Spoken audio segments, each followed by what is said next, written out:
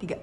Hai guys, welcome back. Kembali lagi setelah enggak Hampir 1 tahun. 11 bulan lah kita nggak bikin Iya. video. Terakhir soalnya kita lihat kita bikin videonya tuh kayak 11 bulan yang lalu gitu. Akhirnya kita hari ini menekatkan niat, mempersatukan niat untuk bikin video lagi. Oke. Miss, kemarin aku sama di rumah scroll buka YouTube karena gabut, nemulah banyak berita tentang katanya investasi bodong. Nonton gak sih? Iya, kita buka Instagram beritanya itu, Facebook juga, TikTok juga. Bener.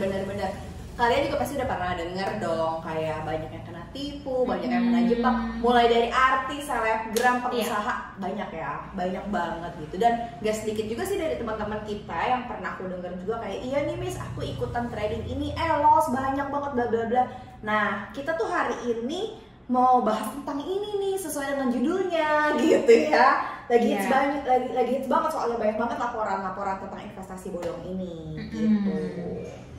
Nah, biasanya sih kalau yang aku lihat dari pengalaman teman-teman yang cerita juga, biasanya yang hal-hal kayak gini itu terjadi ya karena sifatnya kita yang greedy juga, impulsif, maunya buru-buru, maunya cepet-cepet, ya kan? Mau cepet kaya kan? Gak ada yang instan sebenarnya. Iya, bener-bener itu yang harus garis bawahin gitu. Oke, untuk di era saat ini kan kita harus bergerak cepat nih. Terus harus hati-hati juga. Kita harus ngelakuin apa nih? Ya, lebih tepatnya sih kita harus kenali juga memang resikonya itu apa gitu loh. Sebenarnya apapun investasinya, apapun bisnisnya pasti kan ada resiko gitu loh. Jadi emang harus kita pelajarin dulu. Kita juga nggak bisa terlalu ke bawah sifat greedy dan impulsif kita gitu. Apapun itu selalu ada ilmunya. Pelajarin dulu ilmunya. Konsultan ya. Konsultan pendidikan nih, ceramahnya kayak gini nih. Nah, teman-teman nih yang mau lanjut kuliah, kita udah rangkumin ada beberapa jurusan yang bisa jadi bahan pertimbangan buat kamu. Oke. Di urutan pertama kita ada jurusan finance. Oke, finance bener. Oke. Banyak banget orang tuh tanya ke kita ya, aku mau kuliahnya jurusan apa nih? Aku suka investasi segala macam. Menurut kita finance ini adalah salah satu jurusan yang bisa kamu pertimbangin karena di dalam jurusan ini kalian tuh akan mempelajari tentang business opportunity, problem analyze, investment analyze, finance law. Kamu pelajari semua gitu loh. Kalian tuh finance tuh belajar tentang analisa keuangan, apa sih yang akan terjadi 3 bulan ke depan, 4 bulan ke depan dan seterusnya. Makanya Miss, kalau kayak kita di perusahaan ya, ada bagian departemen finance, ada bagian departemen accounting. Kadang-kadang orang tuh suka mix up juga antara accounting and finance. Orang sangkanya sama, Padahal beda banget gitu. Orang finance itu orang yang lebih mengenali resiko keuangannya. Contoh misalnya, perusahaan ini mau IPO atau enggak ya? Kalau IPO apa yang harus dipersiapin dan lain sebagainya. Atau misalnya dalam dunia perbankan sekarang suku bunganya harus ditetapin berapa ya dan lain sebagainya. Itu orang finance.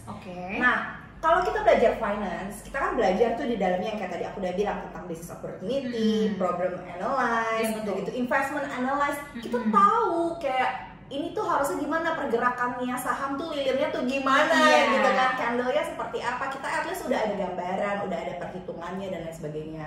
Aku pun bukan orang finance, tapi waktu kita kuliah kan kita juga dapat pembelajaran sedikit banyak tentang finance, kurang lebih seperti itu.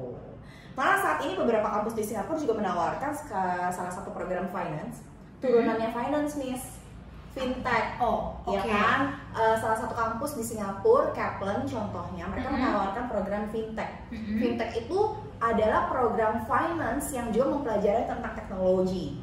Nah, robot trading contohnya gitu kan? Atau misalnya Shopee Pay Later, Traveloka Pay Later, apapun itu tentang Pay Later. Itu kan termasuk dalam aplikasi. Aplikasinya kita masuk dalam teknologi. Tapi di dalam situ harus ada perhitungan bunga pinjamannya berapa, kita layak mau kasih pinjaman sama Miss Mary, mau kasih pinjaman berapa, sama Miss aku mau kasih pinjaman berapa, itu yang putusin orang bagian finance. Nah, itu fintech tuh pembelajaran itu. Keren kan? Yang kedua nih, kita ada actuarial science.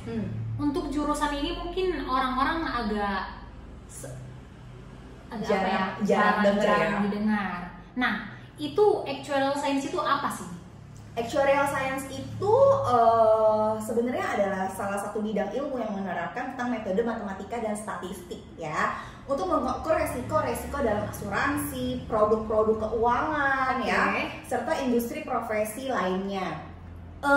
Orang taunya actuarial science ini satu juga memang orang jarang dengar, tapi biasanya banyak orang cuma taunya actuarial science nanti habis itu aku kerjanya di asuransi. Itu salah juga gitu, nggak selalu melulu di asuransi, cuma memang dia lebih penekanannya di asuransi. Soalnya kalau di asuransi kan lebih menilai resiko ya kan, kayak misalnya contohnya aku mau nabung dengan premi berapa, premi 500.000 per bulan, berapa sih yang bisa di cover kalau sampai amit-amit 3 bulan ke depan aku ada masalah gitu loh. Secara ilmu awam kan kayak orang mikirnya gila, baru nabung 500.000 per bulan, 3 bulan kemudian bisa diklaim 100 juta, itu gede banget. Nah, orang aktuaris ini yang ngitungin gimana supaya perusahaannya juga nggak bangkrut gitu kan, terus si nasabahnya juga aman. Nah, tapi selain kita ngomongin asuransi, di bidang actuarial science itu juga dengan ilmunya itu kita bisa loh mempelajari tentang apa itu investasi.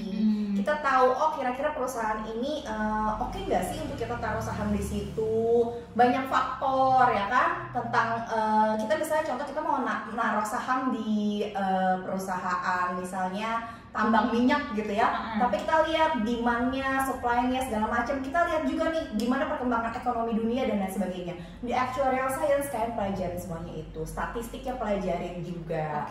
Itu keren banget sih Miss, dan pasti udah sering banyak yang denger juga kalau yang tahu tentang actuarial science.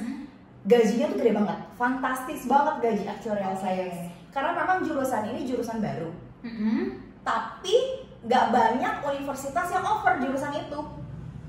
Hanya beberapa universitas doang. Iya, betul.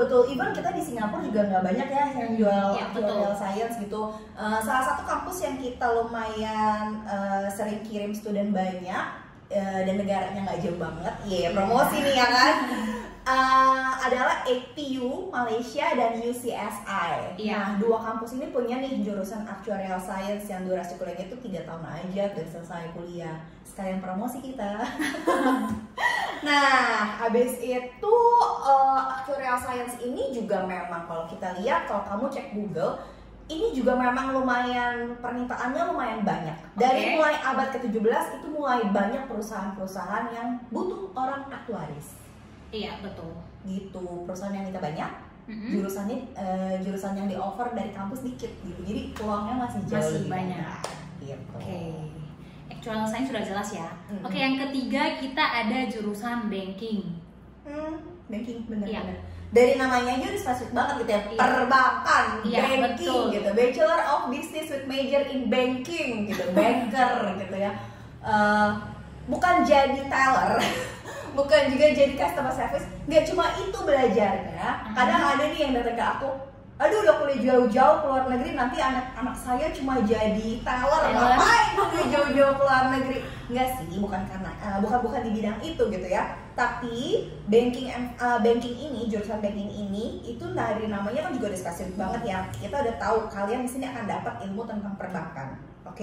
Nah penting banget nih buat kalian tahu tentang suku bunga. Iya, betul. Bunga investasi, tentang apa itu kredit, pinjaman dan lain sebagainya. Ya, kita sering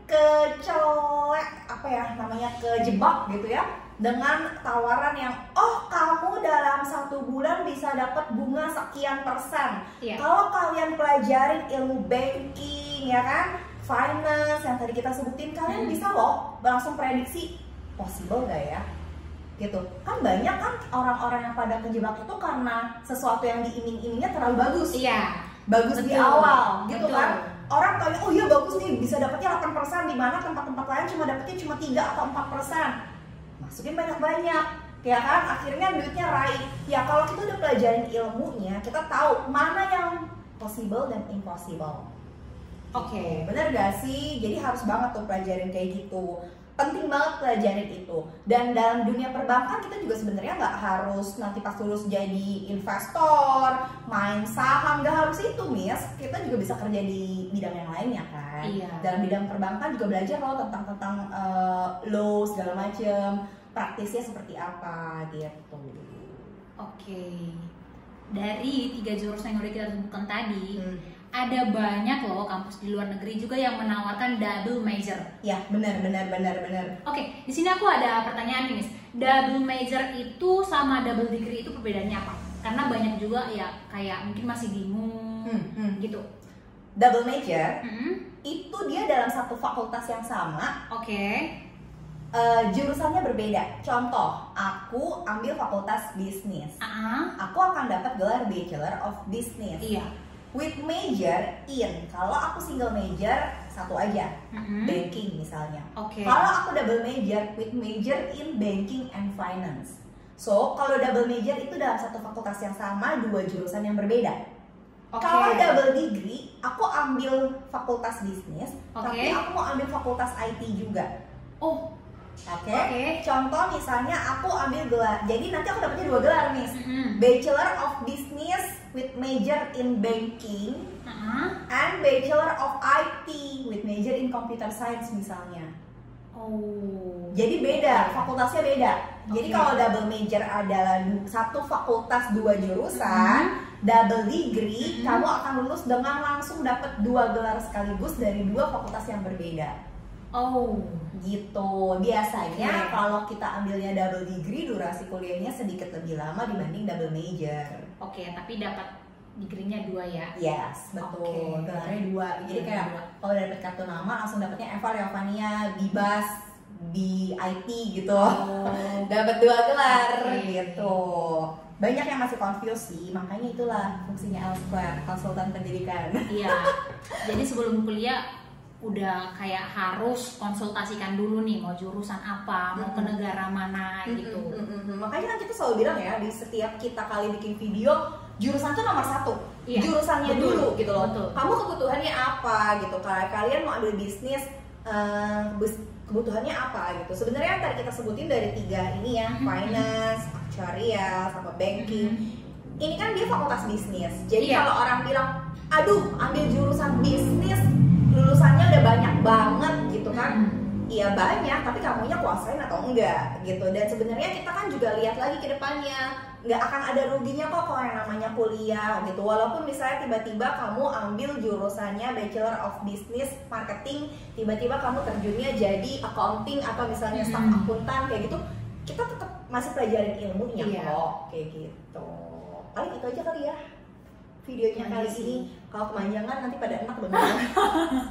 Ya semoga nggak ada yang jadi korban-korban berikutnya ya. Iya betul. Semoga kedepannya kita juga udah semakin pintar, kita udah semakin tahu, terbuka, dan tidak greedy dan impulsif. Itu sih yang paling penting sih, nggak terburu-buru. Gitu. Karena untuk kaya itu memang nggak ada yang instan ya. Iya, harus proses. Nggak ada yang namanya udah lulus sekolah tiba-tiba baru umurnya 18 tahun punya uangnya dalam waktu dekat gitu kan. Iya betul. Tetap harus proses, harus kuliah gitu. Kuliah itu kita nggak cuma nungguin gelar, kita nggak cuma nungguin jadi anak perbankan, nggak harus kayak gitu. Tapi kita dapat ilmu-ilmu yang di luar dari mata pelajaran juga, pengalaman ya Miss ya. Itu yang harus dipertimbangin. Oke. Thank you udah dengerin video kita. Jangan lupa di like, komen, sama subscribe juga nih channelnya Elsquare, dan bagiin ya ke teman-temannya ya. Thank you semua, bye-bye.